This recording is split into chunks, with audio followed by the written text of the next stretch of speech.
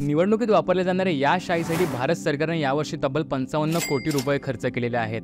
मतदान केल्यानंतर आपण मतदान केलं आहे की नाही याचा पुरावा म्हणजे ही शाई। या शाईमुळे एक व्यक्ती एकदाच मतदान करत आहे हे सुनिश्चित केलं जातं, त्याच्यामुळे एक व्यक्ती दुसऱ्यांदा मतदान करू शकत नाही। ही शाई इंडेलिबल इंक म्हणून ओळखली जाते, परंतु ही शाई आपल्या बोटाला लावल्यानंतर ती पुसली का जात नाही हे तुम्हाला माहिती आहे का? जर नसेल माहिती तर हा व्हिडिओ शेवटपर्यंत नक्की पहा। भारतात ही शाई म्हैसूरमधील Mysore paints and varnish limited या कंपनीमध्ये बनवली जाते। तसेच जगातील जवळपास 90 देशांमध्ये या शाईचा वापर केला जातो।